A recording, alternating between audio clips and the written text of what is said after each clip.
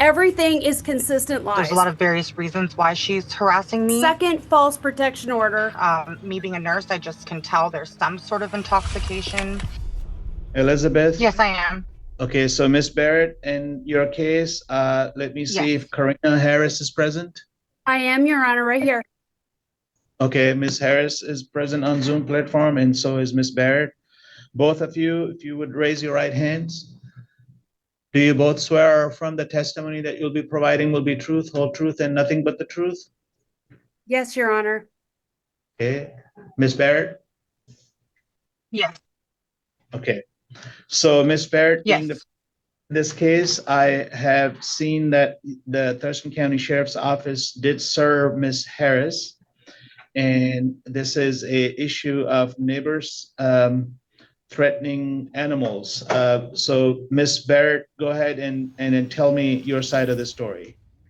Or I don't think it's much about my animals. It's also about she doesn't like that I'm a victim of domestic violence. Um, doesn't like what kind of mother I am. It's a lot of reason. There's a lot of various reasons why she's harassing me. I believe she wants money from me. She made that very clear. But my animals are used definitely as the main tool to harass me. Okay, and how far do you live from each other?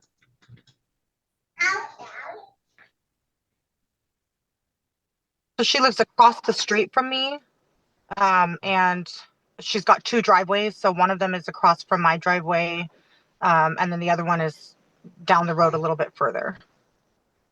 Okay, and in what way has she annoyed, harassed, or threatened you?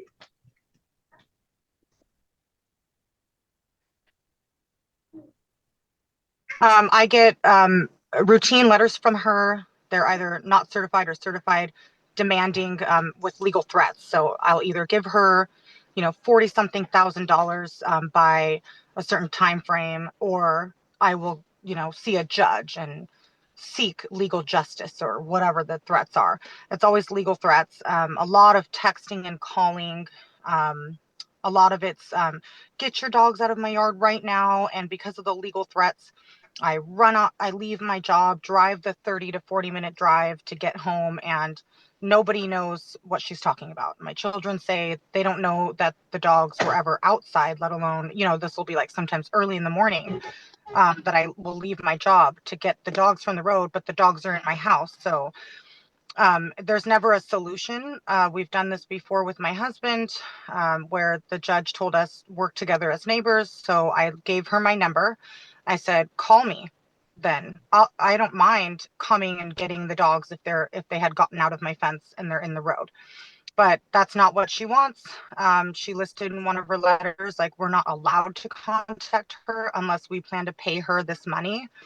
So there's just not a resolution to make her happy and to make she used to visit while what we thought was verbally or visibly intoxicated off of something.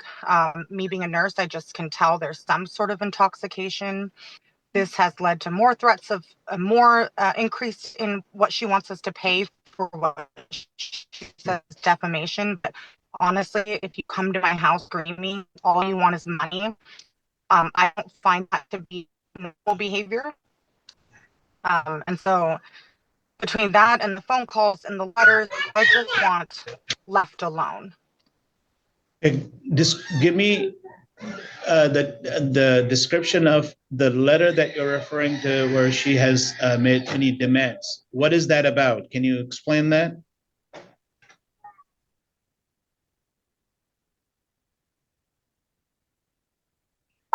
It's one of these letters I had included in the evidence. What it's about, I have no idea. These rants are very random. We've never initiated contact with this woman, never known who she was before about a year ago when this started. So I can't explain any of this. It doesn't make sense to me.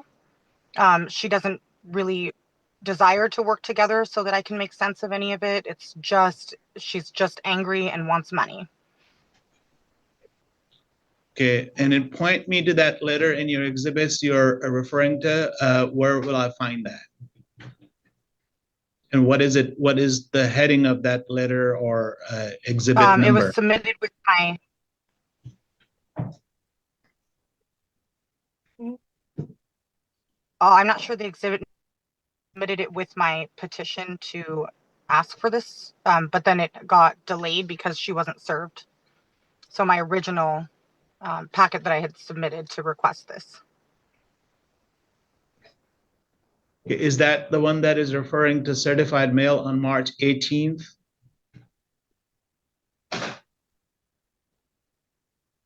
Yes. Which says demand for compensation?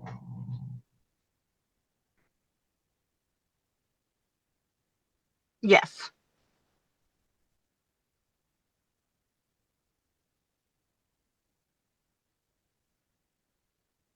And how did you respond to that, if any?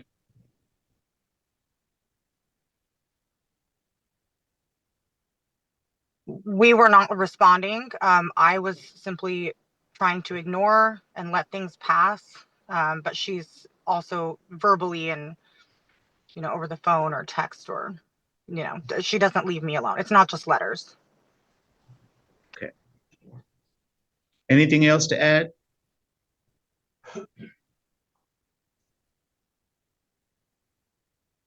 Ms. Barrett, anything else? I do not, just that I work a full-time job and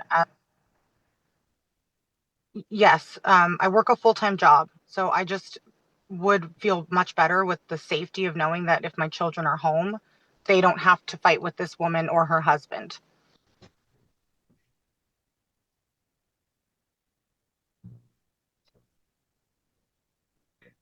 Thank you, Ms. Barrett. Ms. Harris, so give me the basis for your demand letters that you're sending to Ms. Barrett. Absolutely. So ever since we moved into this home, her dogs, her two pit bulls and her German Shepherd are left to roam, and they do not have containment. They do not have fencing. They went after my dog. It's scary. I have a little corgi, and our dog was trained to stay in our yard. And habitually, the dogs are in our yard.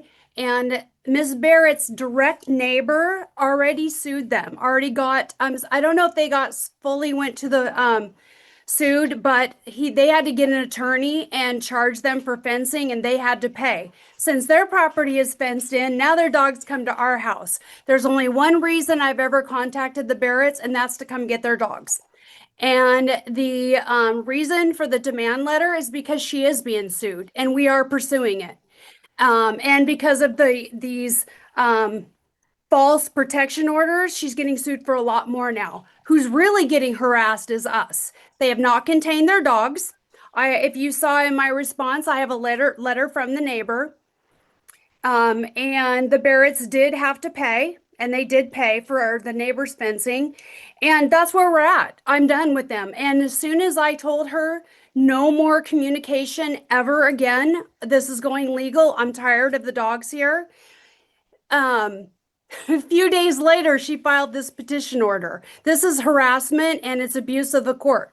Also, if you look, this is her 7th protection order between her and her husband, including mine, in the last couple of years. This is her life, is protection orders, drama. I don't care about her family, nothing other than I want their dogs to stay off of our property.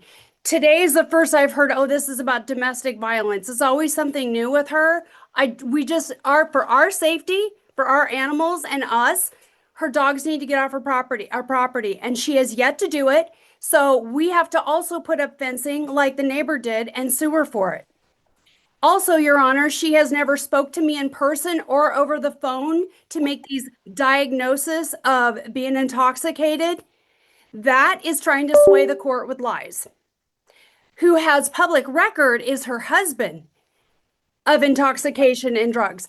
I have never had a history of it, no current, no nothing. This is a woman who is making stories up about us when the truth is she doesn't contain her dogs. Now, furthermore, I submitted evidence to you to show how she has no credibility and is a full-blown liar. Is she said on her petition that she has a half-mile driveway? Half miles is exactly 2,640 feet. Her lot is 600 feet. I provided you a picture from the road to her house. It's maybe a couple hundred feet. Everything is consistent lies. She also said in her petition that we called her at 5:30 in the morning when her dogs are sitting right next to her. No, that was actually 6:30 when we called her because I sent you proof of the screenshot of the phone call. So she's lying. She goes to work and she leaves her kids at home, and the kids evidently leave the dogs out. She said in her own petition, in her own words, that she has trained her kids not to let her dogs out or it's going to cost her a lot of money. She knows 100% that this is the issue. And when the police officer was over there and talked to them, her husband said, well, my kids let him out. Well, he tried to explain to them, when your kids let your dogs out, it's still your responsibility. So, Your Honor, there is what she's done is she's filed this petition because we're suing her.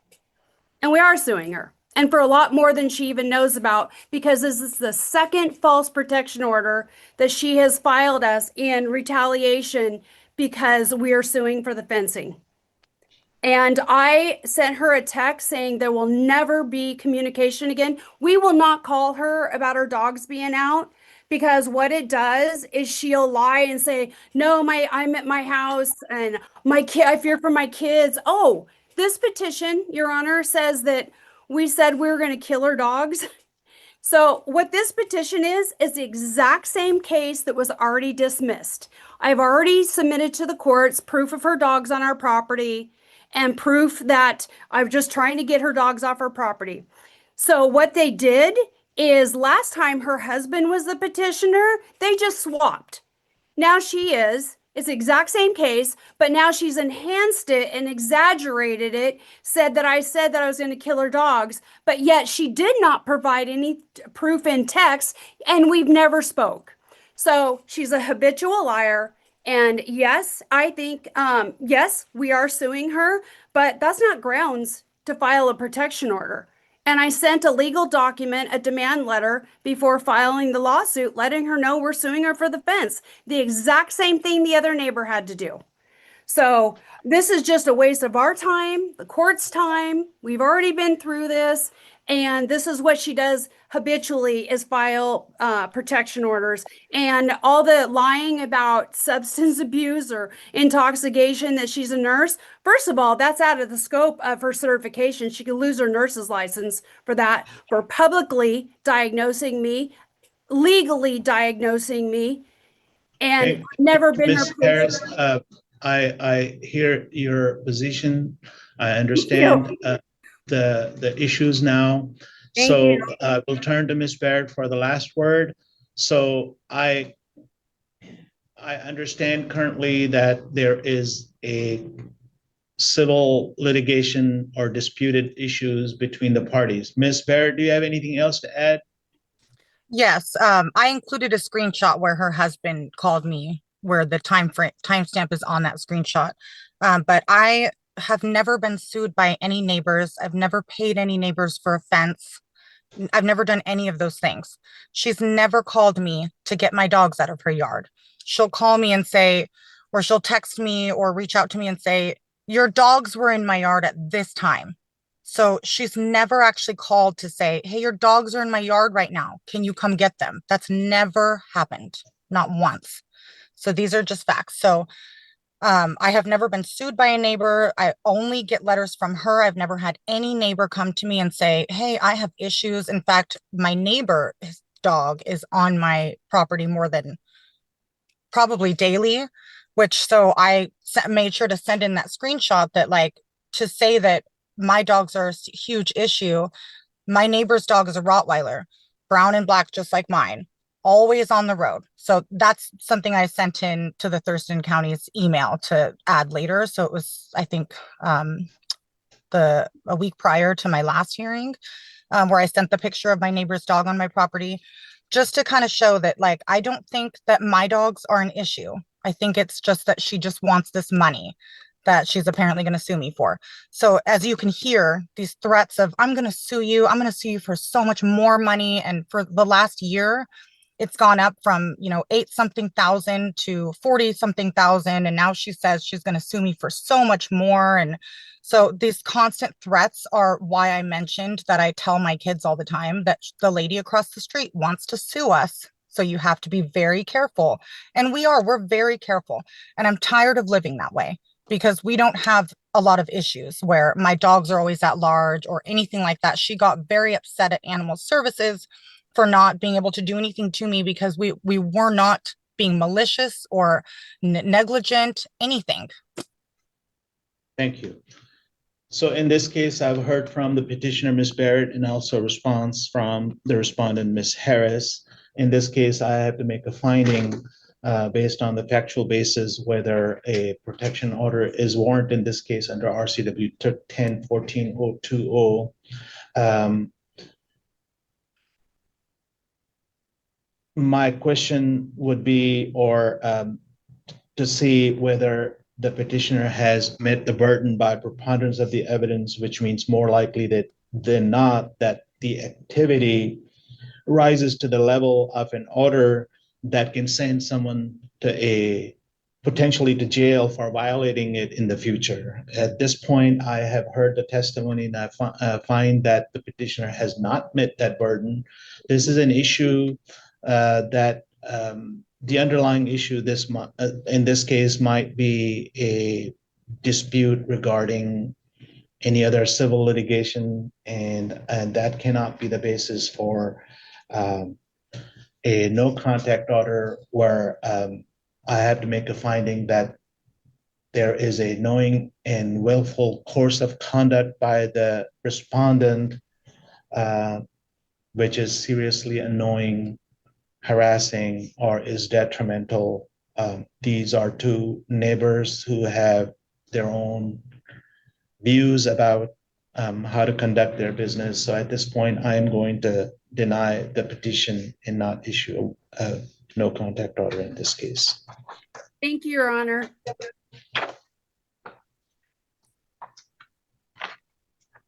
Okay, so Ms. Barrett and Ms. Harris, this paperwork will be in court files in the next day or so.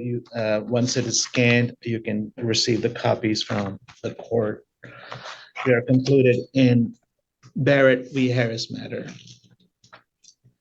I'll recall number 3, Mr. Amidon is still on Zoom platform, I hope, and I